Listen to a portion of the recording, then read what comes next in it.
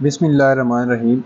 آج کا جو ہمارا ٹاپک ہے وہ ہے کانسٹیٹیوشن آف یو ایس، کہ یو ایس کا کانسٹیٹیوشن کیا ہے، اس کے کیا فیچرز ہیں، اس میں جو کانسٹیٹیوشن ہے اس کو امینڈ کرنے کے لیے لاز کو وہ کیا کیا جاتا ہے، اس کا امینڈمنٹ پروسیس کیا ہے، یہ سارا کچھ ہم نے ڈسکس کرنا ہے۔ دیکھتے ہیں ہم، let start. U S independence از ریئلائزڈ ان 4 جولائی 1776۔ یہ 4 جولائی 1776 میں یو ایس کو آزادی ملتی ہے۔ کس سے ملتی ہے؟ اس کے اپنے ہی لوگوں سے۔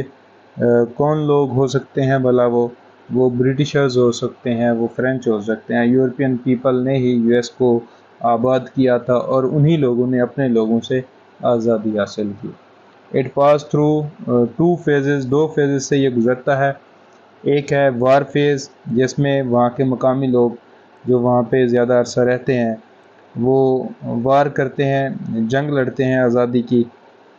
پھر اس کا جو سیکنڈ فیز ہے وہ کنفیڈریشن، جس میں مختلف سٹیٹس آپس میں اگریمنٹ کرتی ہیں، کنفیڈریشن بناتی ہیں اور یونائٹڈ اسٹیٹ آف امریکہ وجود میں آتا ہے۔ In 1787 different states drafted the constitution which was enforced in 1789۔ 1787 سے کانسٹیٹیوشن ہوتا ہے سٹارٹ، جس کو ڈرافٹ کیا جاتا ہے اور انفورس ہوتا ہے یہ 1789 میں۔ U S constitution is written document in like you کے۔ یو کے کا جو کانسٹیٹیوشن ہے وہ ریٹن نہیں ہے، لیکن جو یو ایس کا ہے یہ ریٹن کانسٹیٹیوشن ہے۔ یہ کب لکھا گیا؟ یہاں پہ ہم نے بتایا کہ 1787 میں یہ لکھا گیا۔ U S constitution has 7 article which make it shortest constitution in the world.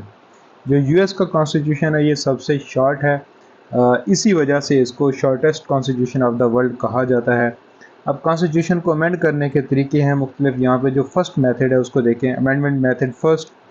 Every state sends some members and if they pass by 3/4 which is almost 75%, it will get passed.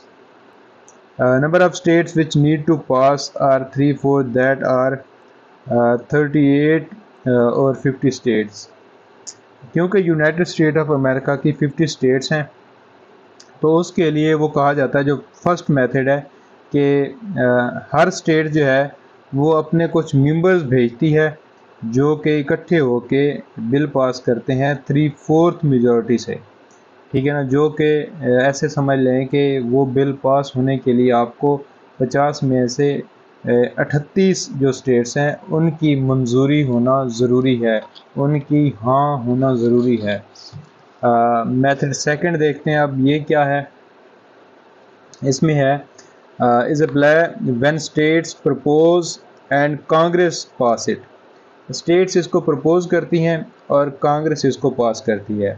And same is the process, اور process بھی اسی طرح ہے کہ ہمیں 3/4 majority which is almost 75%، اگر 75% status جو ہیں وہ منظوری دیں گی، ایکسیپٹ کریں گی، کنسنٹ دیں گی اپنی، تب وہ بل پاس ہوگا۔ The process to amend the constitution involves 2 different method. اس کا جو پروسیس ہے وہ کہتا ہے کہ 2 ڈفرینٹ میتھڈ ہیں۔ اب میں نے پہلے 2 میتھڈ بتائے امینڈمنٹ کے، ایک یہ کہ اسٹیٹس اپنے کچھ ریپریزنٹیٹیو بھیجتی ہے، وہ مل کے پھر بل پاس کرتے ہیں۔ دوسرا یہ کہ اسٹیٹس پرپوز کر دیتی ہیں، پھر کانگریس جو ہے وہ اس بل کو پاس کرتی ہے۔ تو اس کا میتھڈ کیا ہے، پروسیس کیا ہے اس میتھڈ کا؟ The Congress passed the bill of amendment by 2/3 majority, then bill is deemed to have been proposed. In the next step, bill goes for approval from states, where again there are 2 ways to approve. The legislature of each state can consider the proposal. If 3/4 of states approve the proposal, the amendment is considered to have been passed۔ اچھا یہاں پہ دیکھیے process کیا ہے۔ سب سے پہلے اس بل کو کانگریس کے اندر 2/3 میجورٹی سے پاس کیا جاتا ہے، اس کے بعد اس کو پرپوز کے لیے ہم ان کو مختلف جو اس کی اسٹیٹس ہیں وہاں پہ بھیجا جاتا ہے۔ پھر وہ جو اسٹیٹس ہیں وہ اس بل کو اپنے پارلیمنٹ کے اندر 3/4 میجورٹی کے ساتھ پاس کرتی ہیں. ایک میتھڈ یہ ہو گیا. دوسرا کیا ہے, دا پرپوزل میں be considered by the convention of states, یا پھر اسٹیٹس جو ہیں ان کی کنونشن بیٹھتی ہے, سب لوگ اسٹیٹس کے ریپرزینٹیٹیو بیٹھتے ہیں اینڈ وہ اس کو 3/4 میجورٹی کے ساتھ پاس کر دیتے ہیں. تو اس طرح بھی یہ بل پاس ہو جاتا ہے. پہلے کانگریس کے اندر پاس ہوتا ہے 2/3 میجورٹی کے ساتھ, پھر وہ بل ان اسٹیٹس کے اندر آتا ہے, یا تو پھر یہ ہوتا ہے کہ ہر اسٹیٹ کے اندر 3/4 میجورٹی سے یہ بل پاس ہو اس کے پارلیمنٹ کے اندر, یا پھر سب اسٹیٹس مل بیٹھیں اور ان کے جو ریپرزینٹیٹیو ہیں وہ 3/4 میجورٹی کے اندر اس کو پاس کر لیں. یہ ہے. لیکن اب آگے دیکھیں, when bill is officially proposed it has to be approved ultimately 10 years to pass. مطلب پھر بھی اگر یہ پرپوز ہو جاتا ہے تو اس کو 10 سال لگتے ہیں پاس ہونے میں. تو یہ ہو گیا سیکنڈ میتھڈ کانسٹیٹیوشن کا. اب اس کے فیچرز پہ آتے ہیں. U S is presidential system. U S کا جو کانسٹیٹیوشن ہے وہ اس میں پریزیڈینشیل سسٹم ہے. U S legislature is called Congress. U S کا جو لیجسلیچر ہے اس کو ہم کانگریس کہتے ہیں, and U S Congress is by cameral. U S کا جو کانگریس ہے یہ بائی کیمرل ہے. لوور ہاؤس ہے is called house of representative and upper house is called Saint. اس کا جو لوور ہاؤس ہے اس کو ہم ہاؤس آف ریپریزینٹیٹیوز بولتے ہیں, اور اس کا جو اپر ہاؤس ہے اس کو ہم بولتے ہیں سینٹ. یہاں پہ سیپریشن آف پاور ہے. اس کا کیا مطلب ہے, means executive and legislature are separate. اس میں تھرڈ ون بھی ہے جوڈیکیچر, وہ بھی سیپریٹ ہے. یہ ہے separation of power. Check and balance ہم نے دیکھا that every institution works in its own domain. However, there is a system of check and balance to control their absolute power. یہ میں نے پہلے بھی آپ کو بتایا چیک اینڈ بیلنس کا کیا ہے. ایگزیکٹو کا کنٹرول ہے لیجسلیچر کے اوپر اور جوڈیکیچر کے اوپر, اور جوڈیکیچر کا ایگزیکٹو اور لیجسلیچر کے اوپر کنٹرول ہے, اور سیم اسی طرح ایگزیکٹو کا جوڈیکیچر کے اوپر بھی اور لیجسلیچر کے اوپر بھی کنٹرول ہے, تاکہ کوئی بھی انسٹیٹیوشن اپنی لیمٹس کراس نہ کرے. یہاں پہ جوڈیشیل ریویو بھی ہے, اس کا کانسیپٹ بھی ہے. از the power of superior judiciary to declare a law null and wide. یہ جوڈیشری کا پاورز ہیں. If it is کنٹراڈکٹس to the constitution, اگر کوئی لا کانسٹیٹیوشن کے خلاف ہوگا تو جوڈیشل ریویو کے ذریعے اس کو نل اینڈ وائڈ قرار دیا جا سکتا ہے. یہاں پہ جوڈیشری جو ہے وہ انڈیپینڈنٹ ہے.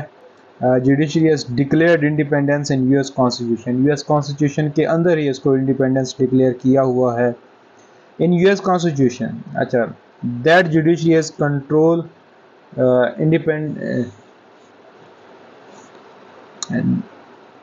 that judiciary is controlled by executive and legislature. کہ یہ کانسٹیٹیوشن کے اندر ہے کہ یہ جو جوڈیشری اور ایگزیکٹو ہے یہ کنٹرول کریں گی جوڈیشری کو. ایگزیکٹو اور لیجسلیچر جوڈیشری کو کنٹرول کریں گی. فنڈامنٹل رائٹس جو ہیں وہ انشور کیے گئے. پاپولر سوورینٹی ہے, مطلب یہ کہ جو پیپل ہیں ان کو سوورن قرار دیا گیا. ان U S sovereignty is with people. Their constitution begins with the words we the people of United States of America. We the people of United States of America. Basically this constitution is written on behalf of its people. On behalf of its people. In US the constitution distributes the power between federal and states.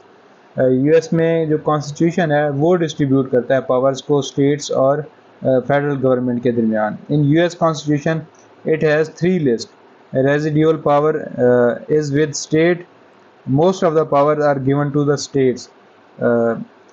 اس میں کون کون C list ہوتی ہیں 3 list میں؟